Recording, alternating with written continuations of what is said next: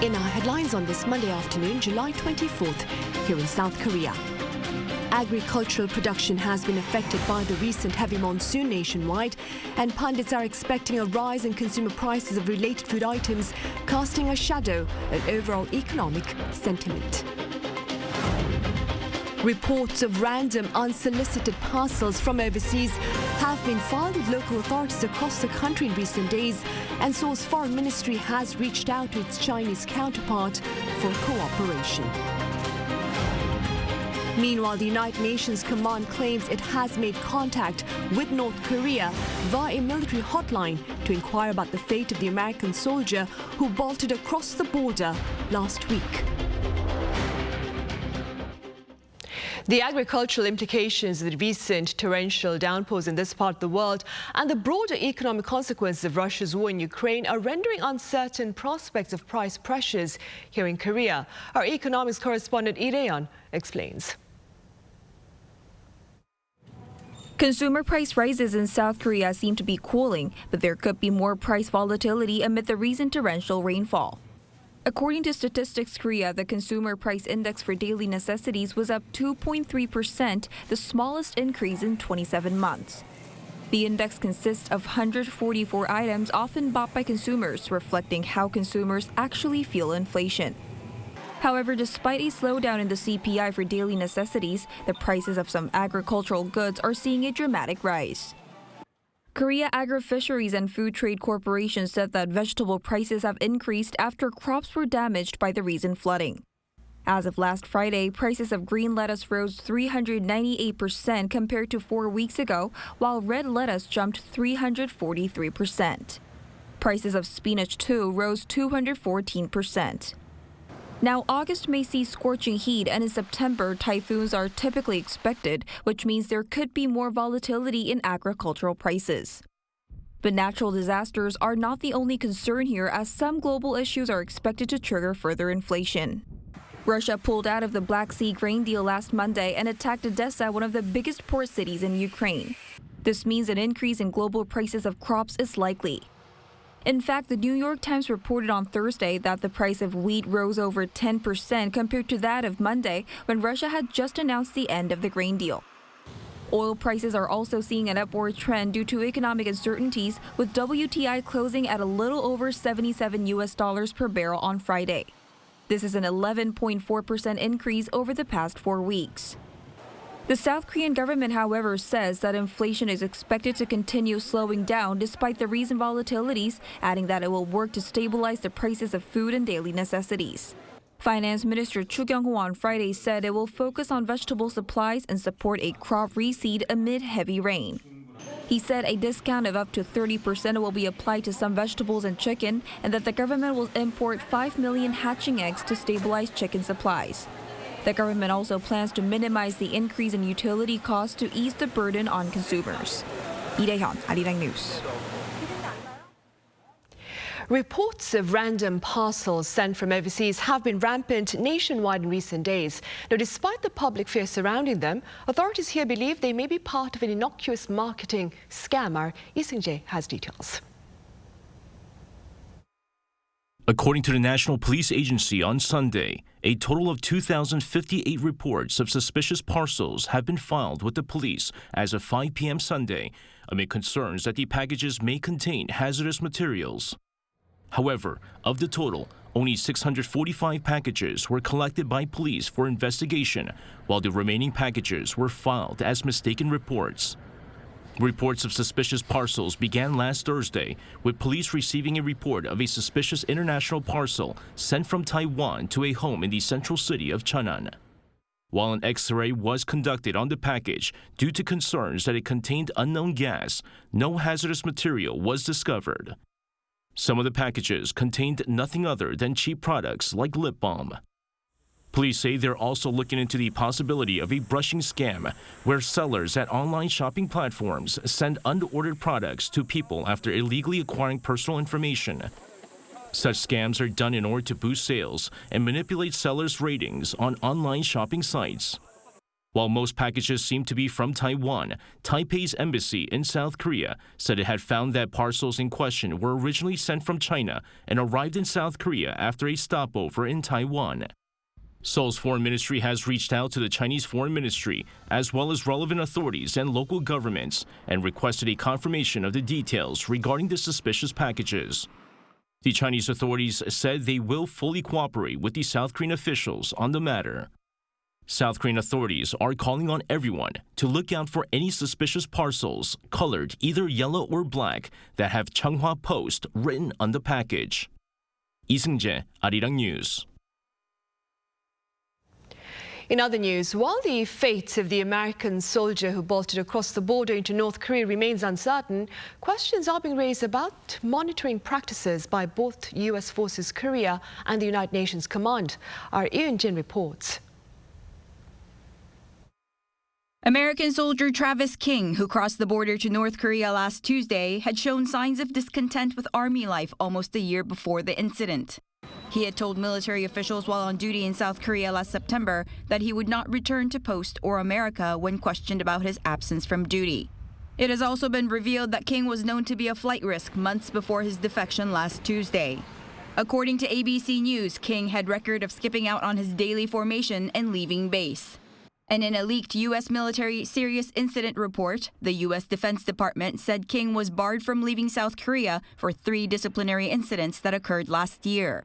King was detained for 47 days in a South Korean detention facility for those incidents before being released on July 10th. While the motive behind his defection remains unclear, U.S. officials added that he was facing military disciplinary action upon his return to the United States on a scheduled flight that he failed to board. This has sparked criticism within the military community that U.S. Forces Korea should be held accountable for negligence, pointing out USFK's poor handling and monitoring of service members who break the law. But also called into question was processes at the United Nations Command, the UNC, where identification check procedures are carried out for all JSA tour groups. King had joined a full-day tour group, and the UNC's identification check procedures, which are conducted prior and through the tour, were unable to identify King as a potential problem. Meanwhile, a spokesman for the U.S.-led United Nations Command said contact with the North had been made through established hotlines. He said Private King's exact whereabouts are still unknown, but stressed that communication with the North is still ongoing. He refrained from giving further details on the matter, but did say that the primary topic of concern was the welfare of the U.S. soldier. But concerns remain as the incident occurred at a time of high tension on the Korean peninsula and while U.S.-North Korea relations remain frosty. 이은진, Arirang News. The presence of a U.S. nuclear-armed submarine here in South Korea is aimed at deterring not only threats from North Korea, but also from China. Now, this is according to U.S. House Foreign Affairs Committee Chair McCaul in response to questions about the recent docking of the USS Kentucky in Busan. Speaking to ABC News on Sunday, McCaul highlighted the need for a show of strength against risks raised by Pyongyang's missile launches, as well as by Beijing over Taiwan. He added the vessel's presence reminds North Korea about America's nuclear superiority and warns China of consequences in the case of a military assault. Meanwhile, top Chinese diplomat Wang Yi has reportedly proposed high-level trilateral talks, including Beijing, Seoul and Tokyo.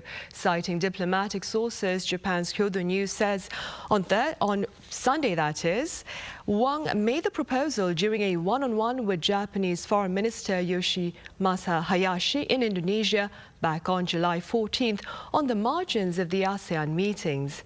Relevant officials in Tokyo have reportedly relayed the proposal to their counterparts here in Seoul. Also, according to Kyodo News, Japan believes China is hoping to resume three-way summit talks that last took place in December 2019.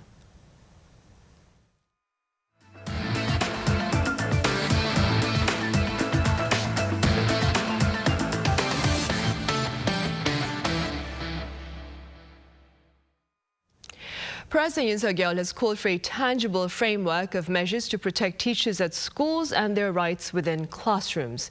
Now, speaking with his secretaries earlier on this Monday, President Yoon called for related campaigns and regulation changes that ensure a safe teaching environment and upholds the authority of teachers within the academic arena. He further urged a close consultation between his cabinet and local officials, as well as ruling party lawmakers, to root out regulations deemed unreasonable. President Yoon's latest call follows the shocking suicide of a teacher in her classroom last week. Safeguarding the interests of teachers has been one of the Yoon administration's goals, and a related amendment reflecting this intention was passed late last year. In other news, Korea and Indonesia are set to strengthen cooperation on electric vehicle and battery production. So says the Trade Ministry here, adding that top economic delegates of the two countries met in Seoul on this Monday and agreed to expand joint efforts on EVs and batteries for a greater share of the global market. In particular, the two countries will boost investment to bolster the supply chain of key minerals used to produce batteries such as nickel. They will also strengthen cooperation in next-generation energy sectors such as battery recycling and small modular reactors. On a light note now, Naver Webtoon's Lore Olympus has won the Eisner Award for Best Webcomic for the second year in a row. According to Naver Webtoon, this is the first time that a webcomic has secured this honor consecutively since the Best Webcomic category was established in the year 2017. Lore Olympus, drawn by New Zealand artist Rachel Smith, sets characters from Greek and Roman mythologies such as Hades in modern settings and has garnered much popularity among the English-speaking audience. The Eisner Award, established in 1988, is considered the most prestigious award in the US comic industry. Here in Seoul, a special exhibition is underway to commemorate the centenary of the birth of Korean painter Rhee Sang-wooc, whose works are said to be defined by his feelings of nostalgia. Our Shin Se-byuk has a look. With every brush stroke, a piece of hometown and a longing untold. These are the works of Korean abstract painter Rhee Sang-wooc. The exhibition Rhee Sang-wooc, the Centenary, is being held at Hakgojae Gallery in central Seoul to celebrate the 100th anniversary of the late Korean artist's birth. He was born in 1923 in Hamhung, now in North Korea. In 1947, he moved to Seoul and was unable to make it back to his hometown due to the outbreak of the Korean War and the later division of the peninsula. Following that separation, Yi poured his emotions and feeling of nostalgia and longing for his hometown onto the canvas. Another theme that can be easily found among his work is monologue. His unspoken thoughts and answers to untold questions are transformed into abstract forms. In post-war Korean art history, Rhee Sang-wooc was a pioneer who brought printmaking to the forefront. He was also an artist who charted his own path while distinguishing himself from the prevailing trend of 단색화, or Korean monochrome paintings, in the late 60s and 70s by featuring his own abstract styles. His works are very different from other 단색화, Korean monochrome paintings.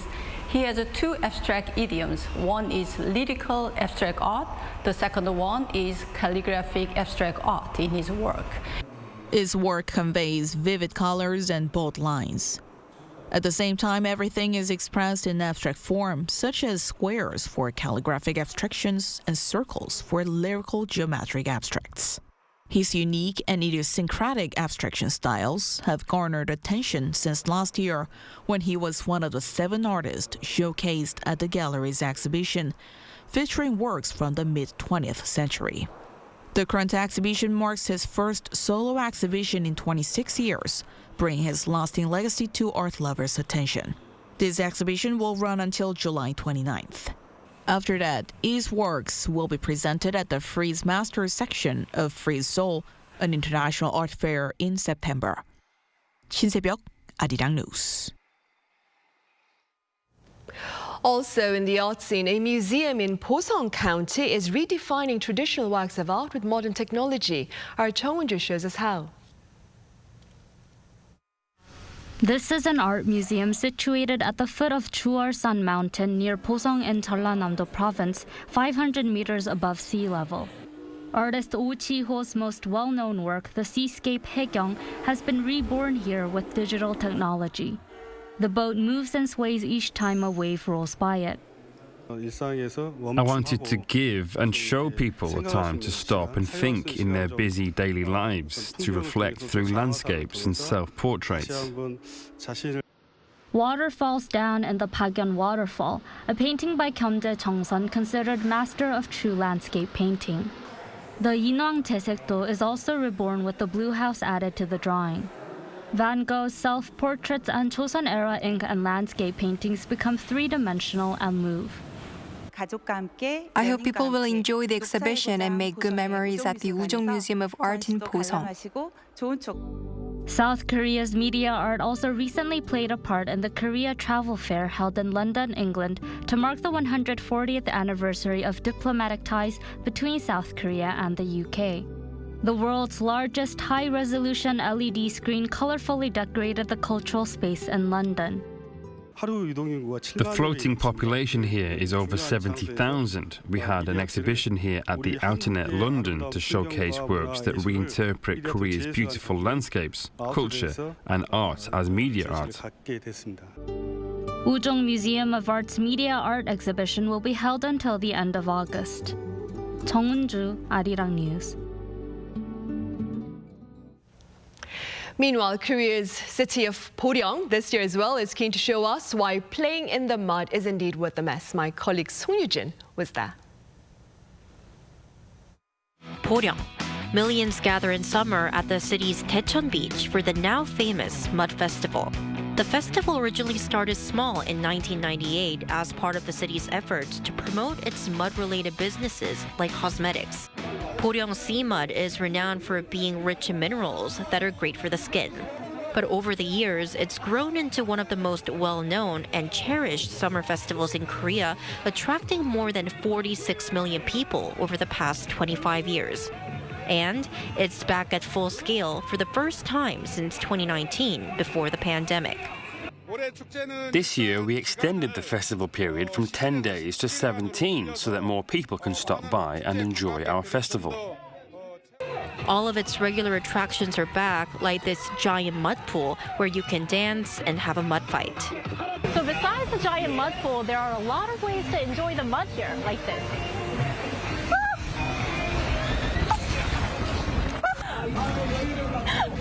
But this is one of the many ways to do so. One highlight this year is the newly added mud barbecue, where people hang onto a rotating pole, trying not to fall into the mud pool. Festival goers from near and far are brimming with excitement. Our summer vacation just started and we found that the Boryeong Mud Festival starts today, so we headed over here. I'm so excited because there's tons of hands-on experiences to enjoy. It was a great time. It's a lot of fun.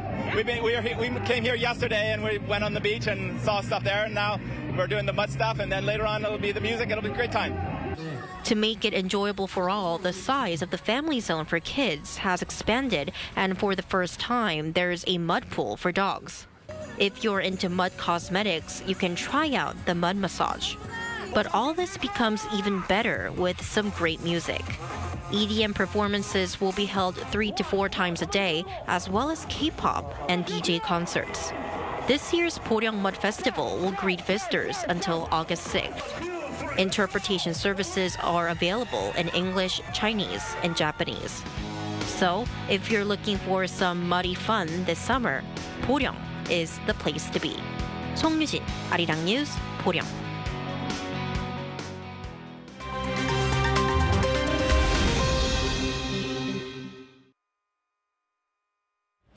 Let's take a look at what's going on in the world now. In Cambodia, the party of sitting Prime Minister Hun Sen won what it called a landslide victory on Sunday in the country's general election.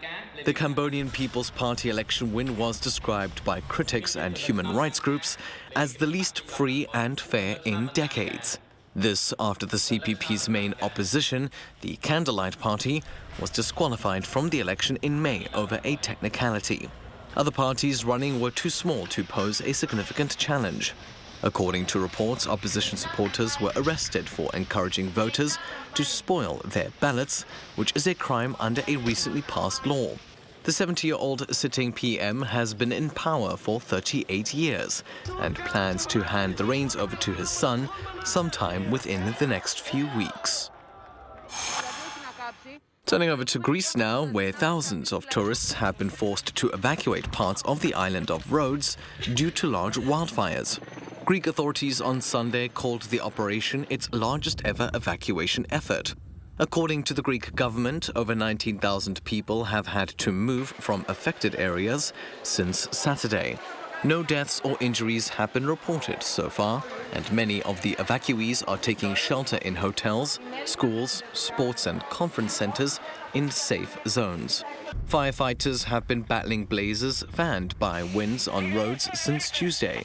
It comes as Greece battles a number of wildfires, including on the island of Corfu. Staying with climate-related news, rescuers are searching for 4 people, including 2 children, who are missing amid heavy flooding in the Canadian province of Nova Scotia. The floods at the weekend came as 3 months of rain fell in a single day. Local officials say it's the most rain to hit the region in over 5 decades, with some parts seeing over 250 millimeters of rainfall in 24 hours. The Nova Scotia State Premier said the flooding has caused unimaginable damage, washing away roads, weakening bridges, and swamping buildings. A state of emergency has been declared in the city of Halifax and 4 other areas. And finally, Twitter's iconic bird logo may be about to disappear.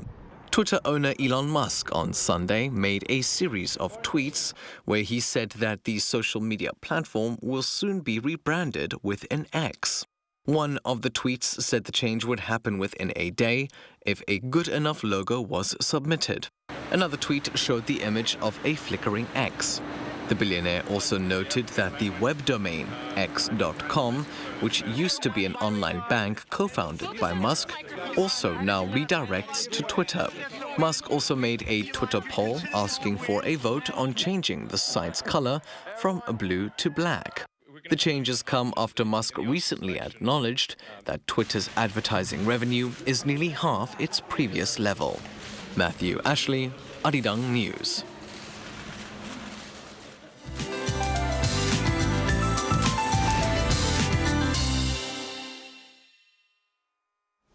Good afternoon. Thick rain clouds are covering southern provinces, and they dropped heavy showers of 30 to 40 millimeters an hour along the coast of Jeollanam-do province earlier in the day. Jeollado provinces could see up to 100 millimeters into Tuesday. The rest of the south will see 60 to 80 millimeters. Meanwhile, the capital area is forecast to see rain mainly on Tuesday. More rain clouds from the southwest are moving in, with heavy rain warnings issued in Gwangju and Jeollado provinces. The rest of the south and Gyeongsang-Pukdo province are under a heavy rain advisory. Now, concerns are rising as this band of rain will hammer down on flood-hit areas. Afternoon highs are hovering at 30 degrees Celsius this afternoon, going up 3 to 4 degrees higher in central regions, but similar to Sunday in the southern provinces. We'll see more clouds and sunshine this week, with frequent passing rain in the forecast in the south. The capital area will not have a major heat wave this week.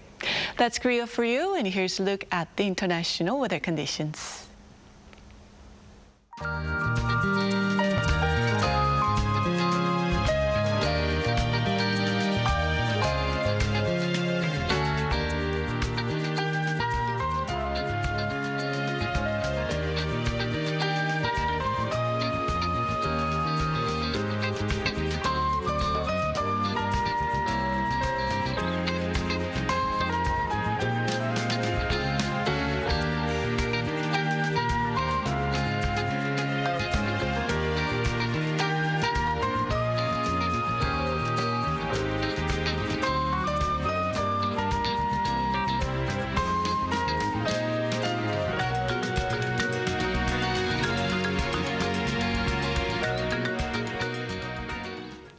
And that ends our Monday afternoon newscast. But do stay with us for our panel session coming up next. Thank you for now.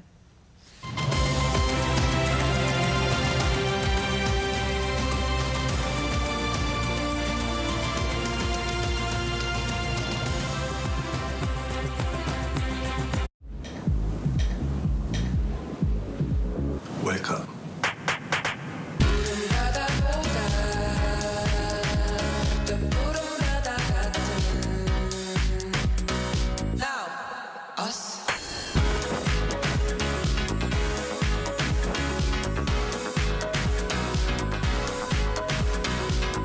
엄청난 에너지를 춤으로 뿜어내는 나라. 감당할 수 있겠니? I'm live!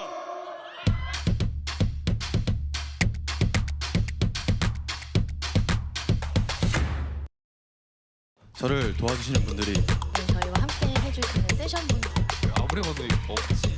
텐션 같은데 아니라고 아무도 안 하는 거고.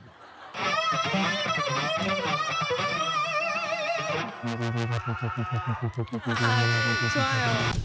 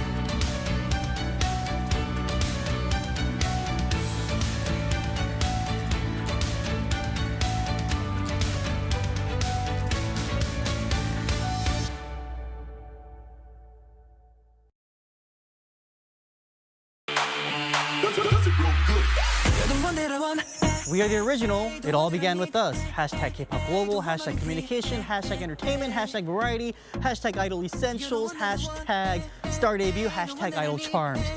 Woo! It's a mouthful, guys. You guys all know rookie group's gonna come out on After School Club, right? Chat left, dance along with your favorite idol groups. We got it all here. Let's go. Join us as we share all of this video on a live show. So thrilled. Be part of After School Club. You're watching After School Club. You're watching Arirang.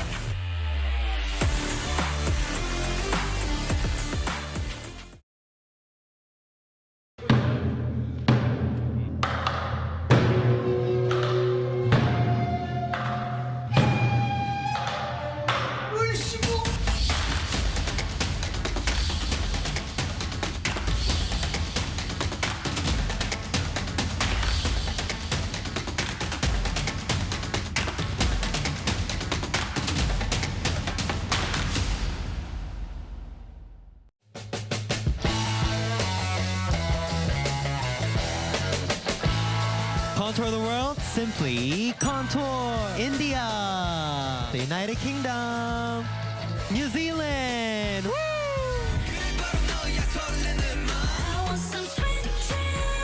I'm excited. You excited? Of course. Yeah.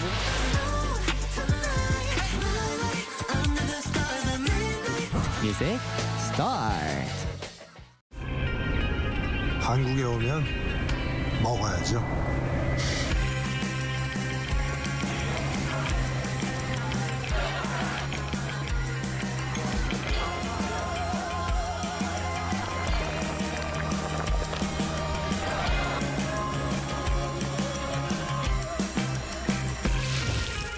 먹어도 먹어도 끝이 없는 나라. 감당할 수 있겠니?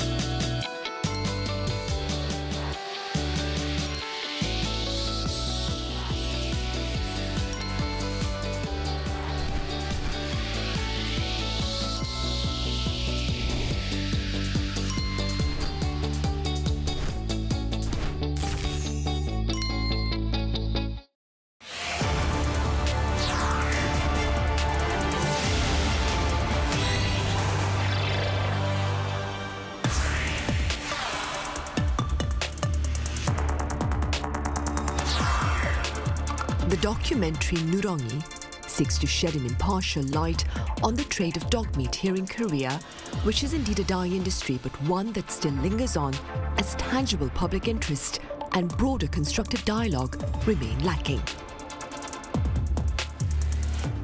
Welcome to Issues and Insiders. The art of effecting change begins with the awareness in hopes that that awareness will lead to action. That being said, today I have the pleasure of speaking with director Kevin Bright of the documentary Nurongi that's hoping to reignite debate here over dog meat. Director Bright, it's a pleasure to have you here. Thank you for having me, Sunny. Right, so your documentary had its first theatrical screening here in Korea this past weekend. What are your thoughts?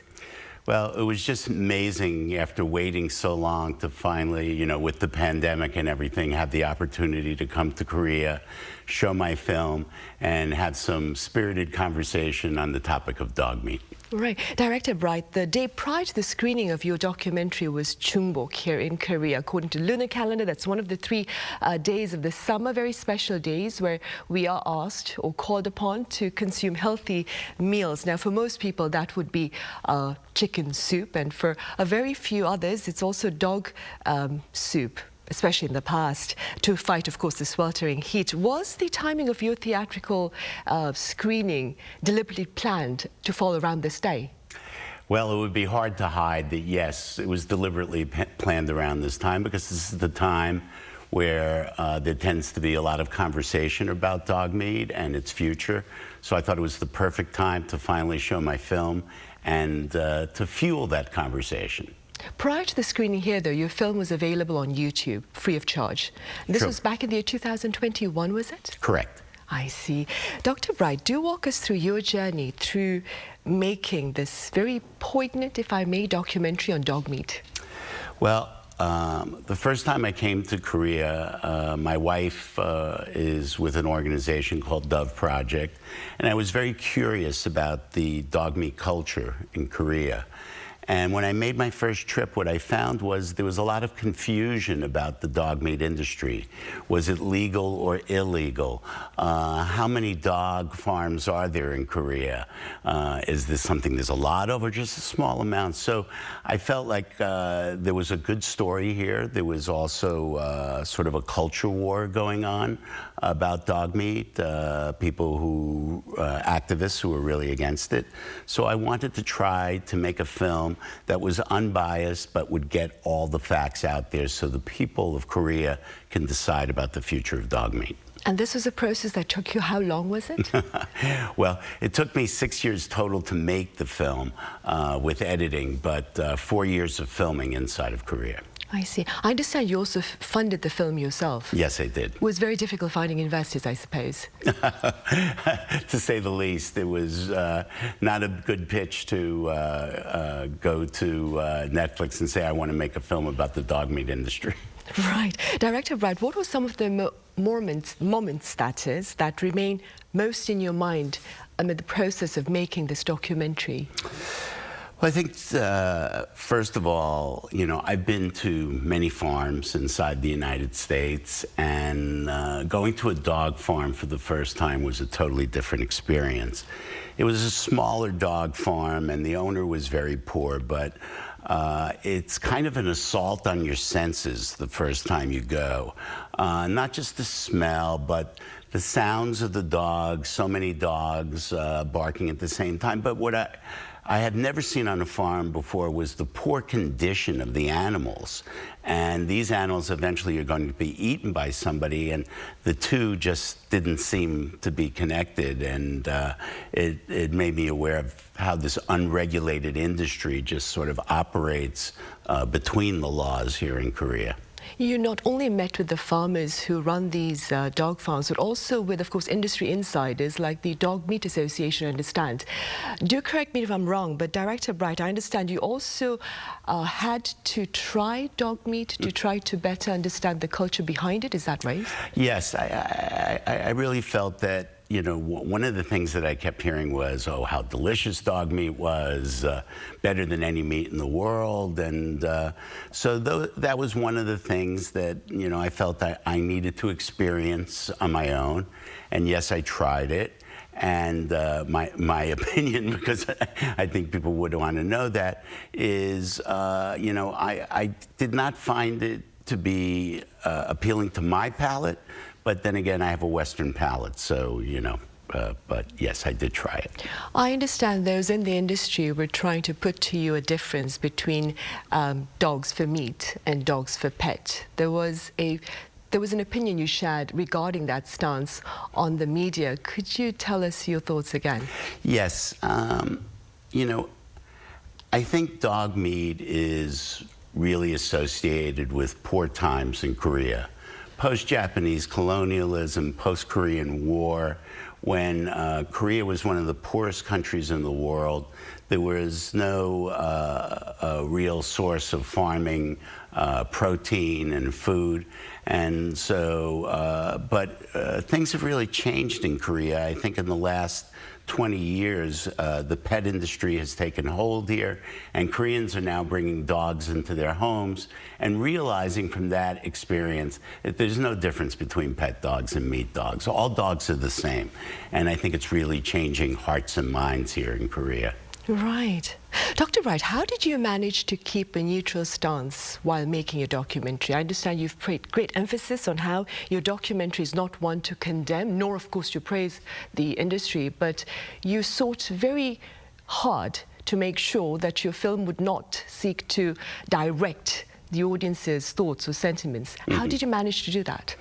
Well, it took a while. I edited 22 different versions of this film because I really wanted to focus on getting it right, to be respectful to all of the participants, the Korean participants in the film, and to really focus on presenting the facts as I found them, not to be prejudiced in them in any way, but I made this film for the Korean people. It's really up to the Korean people to decide about dog meat, and that's why I only released the film here in Korea and the United States, which is a very substantial Korean population. And, you know, I want to say this is also for the 7 million Koreans who live outside of Korea around the world. Director Bright, were there any changes in your own thoughts with regard to the trade following your encounters with industry, insiders, pundits, consumers, as well as, of course, dog meat critics here in the country? Well, I think, you know, when I first came here, I sort of had it in the back of my mind, boy, I just wish they'd stop eating dog meat, that the industry would end. But once I got into it, I realized that it's a very complex issue. And it's complex because there are probably, you know, a few million dogs in the pipeline right now. So if dog meat was to end tomorrow, what's going to happen to all those dogs? Also, the majority of farmers that are involved in dog meat are not making hand over fist money. They are very poor, and they were raised in a dog meat culture where they know nothing else. So those farmers are going to need assistance if we want them to change their lifestyle and do something different other than dog meat. Director Bright, for those who have yet to watch your documentary, of course, how do you respond to remarks about the importance of respecting culinary practices and cuisines? Well, I respect all traditions and cultures, but I think we all know that sometimes traditions have to change with the times. And I think that universally now, dogs are considered pets. They're considered companions. They're considered animals that protect us, that work for us, and are no longer looked at as food. And I think, you know, that is, you know, the change I really like to see here in Korea and about how dogs are looked at. I understand you also made two additions to your family, furry friends called Hope and Oscar, while you were here at farms in the country. Could you tell us about your first encounter with them? Yes, so Hope came from a shelter, and she was one of 6 puppies, the only female. And we picked her because she seemed to be the least afraid of humans at the time. You can imagine coming straight from the farm that the animals are still traumatized. But we named her Hope because we hope that she is the hope for meat dogs in the future. And then our other dog, Oscar, we just were driving by a house and we saw this poor little puppy freezing outside. It was in the middle of winter, and so we rescued Oscar, and we brought them home on the plane, and 6 years later, they're doing great, and they're really terrific pets, very appreciative of the life that we've been able to give them. Right. Director Bright, efforts to eliminate the trade and consumption of dog meat here in the country have been evident across the aisle, of course, with lawmakers from both sides of the party trying to put this, add more momentum, that is, to efforts here. What more do you perhaps believe could be done to further fuel this debate or efforts to end the trade? Well, I think the biggest thing is the loopholes have to be closed in terms of, first of all, having dogs on a livestock list. I think that's the #1 biggest change that needs to be made, is taking dogs off of that list. But I think also that the whole idea of it's not legal, it's not illegal, it's kind of this gray area. Everything that happens in between, from the dog getting to a restaurant, is kind of very gray. And I think there needs to be some clarity about the status of dogs being shipped to a restaurant to be consumed. Quite a number of us here in Korea, especially the younger generation, claim that, but most of us do not eat dog meat anyways. Was this something you came across when you were doing your interviews with the locals here in the country? Did I come across dog meat while I was talking to the locals? Exactly, the interviews that you had? Yes. My wife, Claudia, her partner, Tammy Zussman, is a Korean-American. And she, I believe, is the protagonist of your documentary. Yes, that's right. She's the protagonist of the documentary. And it really all started with her finding somebody telling her that she saw a video on YouTube that Koreans were still eating dog meat, and she said, no, that's done. Well, they don't do that anymore. And she saw the video, and that's what started the journey on this film. And that's when I first found out about dog meat and how many dogs were being slaughtered annually and how many farms there were in Korea, and that it was a pretty big business. How many dogs are being slaughtered annually? Is 2 million the correct number? Yes. I think, during the pandemic, it's gone down substantially, and that's more good news. Is you might have thought it might go the other way, but no. Dog meat consumption is down, the business is down, and I think that's just another sign that things are changing. And would you agree that the younger generation is less inclined to have dog meat, given your interviews here? Definitely the younger generation is not interested in dog meat, but the downside of that is I also found many of the younger people I spoke to be ambivalent about it, that they didn't have a position about it one way or the other. And I think my film would help that situation, because that's a byproduct of not having enough education about dog meat. It's just something they've heard about. They really don't know much about it. And I think finding out about it will change their minds. Right, so essentially awareness about the situation could perhaps trigger more action from the young generation of the greater public here in the country. I certainly hope so. Right. Simply speaking, Director Bright, what do you seek to share through your documentary, Nurongi? And before we even talk about that, could you tell us a bit about the title that you chose, Nurongi? Well, Nurongi is, as I said, I made this film for Koreans, and Nurongi is a very familiar term to Koreans, and it has multiple meanings. Everything from yellow dog, kind of a common dog, to the lowest form of animal. And so it kind of summarized the change I was looking to make to bring Nurongi from the lowest to the highest. The national dog of Korea is a Jindo. And if you look at a Nurongi and a Jindo side by side, you can see how they're very much related.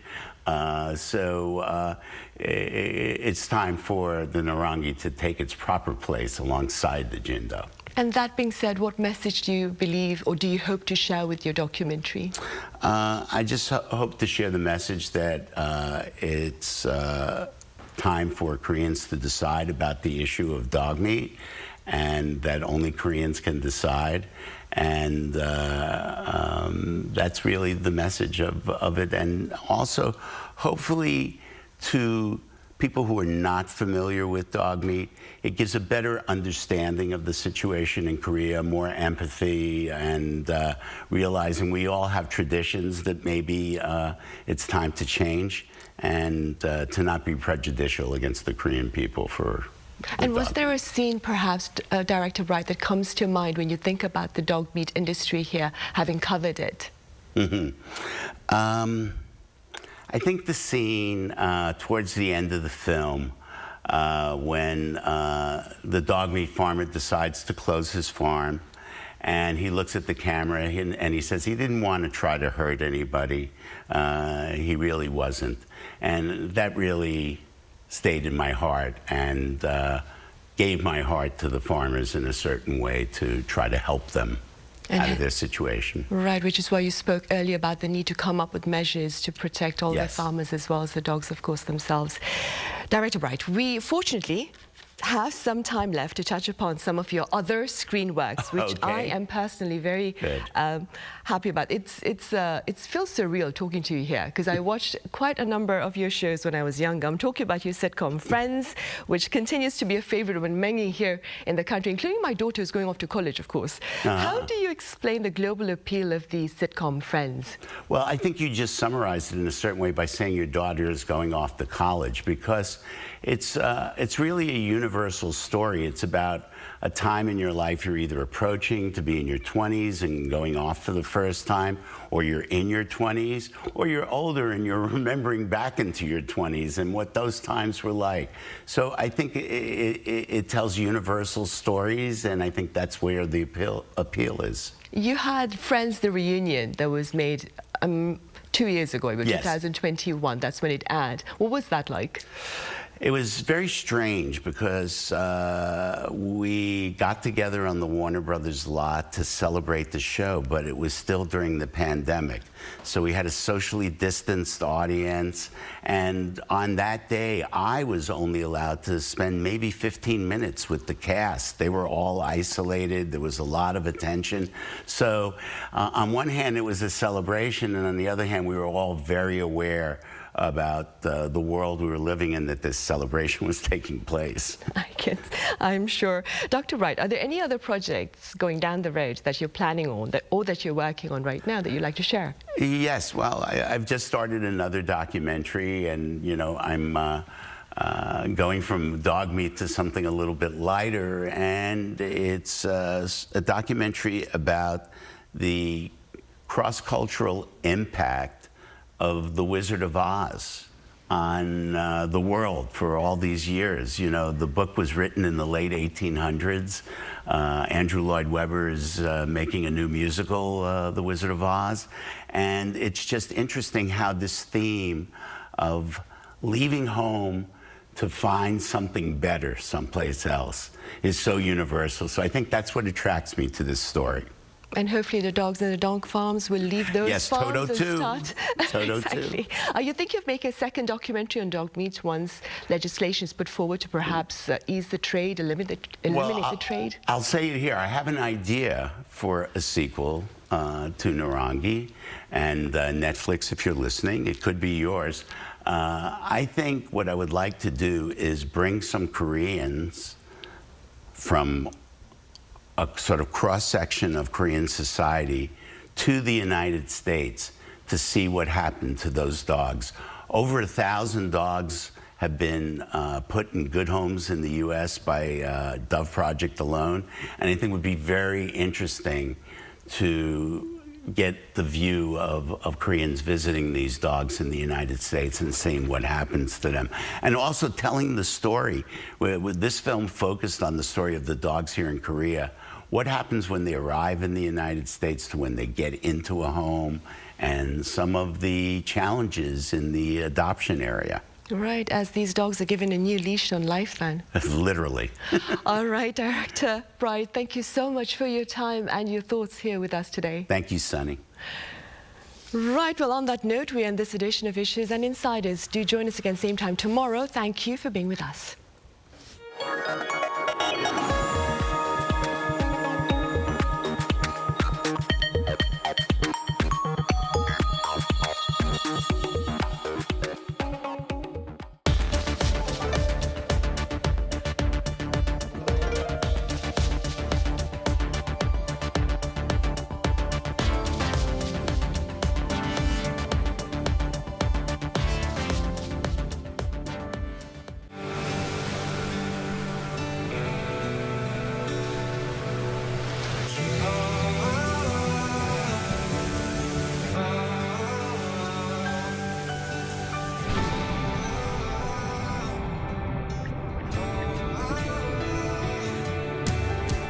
Busan, Korea is already reaching the entire world. Like ocean waves that travel far and wide.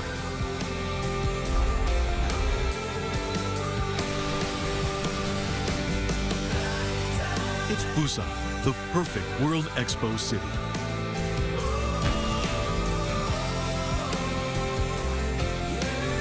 Transforming our world, navigating toward a better future.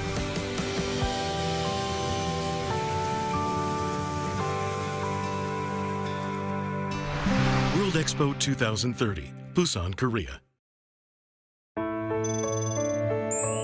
Hello, I'm Ernei Müller, Ambassador of Slovenia to the Republic of Korea. Right now, I see Korea shining in the world. Korea has many strengths, and the global presence is already here. Slovenia will continue to establish the presence in the international scene.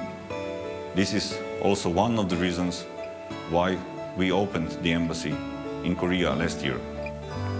I always thank Arirang TV for playing a big role in promoting Korean information to the world so that many people can access Korean content and get to know all aspects of Korean culture.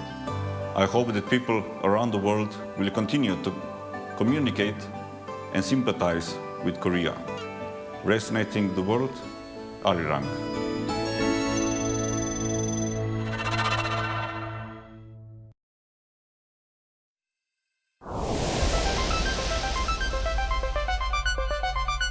저희가 매일매일 자동차를 타고 일상생활에서도 쉽게 사용을 하는데 그런 자동차에서 타이어는 계속해서 버려지고 있거든요. 전 세계적으로 10억 개 이상 버려지고 있는데 특히 소각 처리될 경우에는 대기오염 물질들이 여러 가지가 나오게 되고 매립됐을 때는 지하수나 토양오염 물질들이 많이 방출되게 됩니다.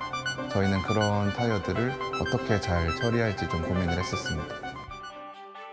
타이어가 가지고 있는 접지력이나 내마모성이 좀 우수하다고 생각을 했고요.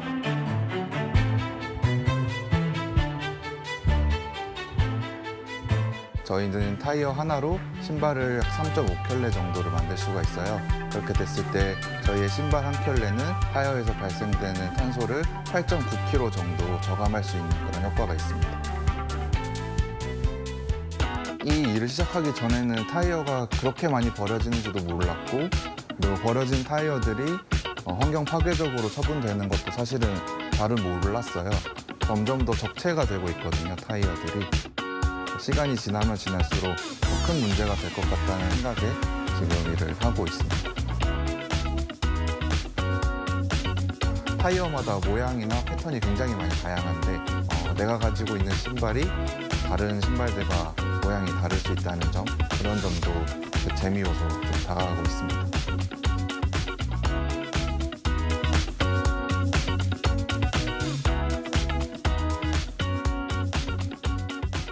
저희도 그런 계기를 보다 많은 분들께 하나 더 제공해 주고자 매일매일 신는 신발을 만들겠다고 한 것도 있어요. 조금 더 주변을 살펴보면은 나 스스로도 조금 더 환경 보호에 참여할 수 있는 일이나 물건들이 더 있지 않을까, 그렇게 찾아보시면 어떨까 싶습니다. 나는 다시 달릴 수 있게 만드는 그리너입니다.